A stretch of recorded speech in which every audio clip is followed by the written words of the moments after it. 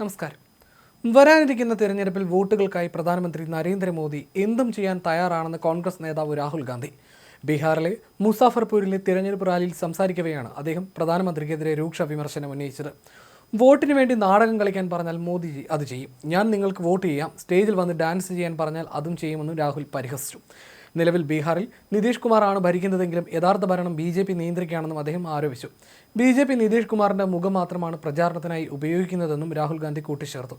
സാമൂഹ്യനീതി നടപ്പിലാക്കുന്ന കാര്യത്തിൽ BJPക്ക് താല്പര്യമില്ലെന്നും ലോക്സഭയിൽ താൻ ആവശ്യപ്പെട്ടിട്ടും ജാതി സെൻസസ് നടപ്പിലാക്കാൻ കേന്ദ്ര സർക്കാർ തയ്യാറായിട്ടില്ല എന്നും അദ്ദേഹം വ്യക്തമാക്കി. അതേസമയം രാഹുൽ ഗാന്ധിയുടെ വിമർശനങ്ങൾക്ക് നേരെ BJP നേതാക്കൾ ഇതിനോടകം രംഗത്തെത്തിയിട്ടുണ്ട്.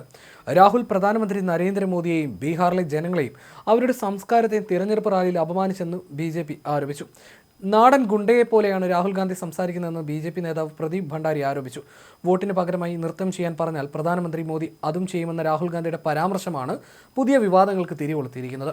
ബീഹാറിലെ ജനകീയോത്സവമായ ഛാട്ട് പൂജയെക്കുറിച്ചും രാഹുൽ ഗാന്ധി നടത്തിയ നിന്ദ്യമായ പരാമർശങ്ങൾ ബീഹാറിന്റെ നാടോടി സംസ്കാരത്തെയും വിശ്വാസങ്ങളെയും അപമാനിക്കുന്നതായി BJP നേതാവ് അമിത് മാളവ്യ കുറ്റപ്പെടുത്തി. മുൻ സർക്കാരുകളുടെ കാലത്ത് വിഷമയമായ യമുന നദിയിൽ ഭക്തർക്ക് പൂജകൾ നടത്തേണ്ടി വന്നപ്പോൾ മോദി സർക്കാർ അധികാരത്തിലെത്തിയ ശേഷം പൂജകൾക്കായി നദീതീരത്ത് ആവശ്യമായ സൗകര്യങ്ങൾ ഏർപ്പെടുത്തിയതായും അദ്ദേഹം ചൂണ്ടിക്കാട്ടി. രാഹുൽ ഗാന്ധി ബീഹാറിനോട് നിരുപാധികം മാപ്പ് പറയണമെന്നും RJD നേതാവ് തേജസ്വി യാദവും മഹാഗഠബന്ധൻ നേതൃത്വവും ഈ പരാമർശങ്ങളെ അപലപിക്കണമെന്നും അമിത് മാളവ്യ ആവശ്യപ്പെട്ടു. മുസാഫർപൂരിൽ RJDയുമൊത്തുള്ള സംയുക്ത നിയമസഭാ തെരഞ്ഞെടുപ്പ് പ്രചാരണത്തിനിടയിലാണ് രാഹുൽ ഗാന്ധി പ്രധാനമന്ത്രിക്കെതിരെ രൂക്ഷ വിമർശനം ഉന്നയിച്ചത്. ഡൽഹിയിലെ മലിനമായ യമുന നദിയിൽ ഭക്തർ പ്രാർത്ഥിക്കുമ്പോൾ പ്രധാനമന്ത്രി പ്രത്യേകമായി നിർമ്മിച്ച കുളത്തിൽ മുങ്ങിക്കുളിച്ചെന്നും രാഹുൽ പരിഹസിച്ചിരുന്നു. രാഹുൽ ഗാന്ധിയുടെ പരാമർശങ്ങൾ രാജ്യത്തെയും ബീഹാറിലെയും സാധാരണക്കാരെ പരസ്യമായി അപമാനിക്കുന്നതാണെന്ന് പ്രദീപ് ഭണ്ഡാരി എക്സ് പ്ലാറ്റ്ഫോമിൽ കുറിച്ചു.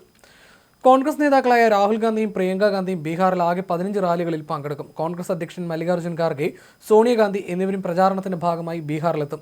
നവംബർ 6, 11 തീയതികളിലായിട്ടാണ് ബീഹാറിൽ വോട്ടെടുപ്പ് നടക്കുന്നത്. നവംബർ 14 ഫലപ്രഖ്യാപനമുണ്ടാകും.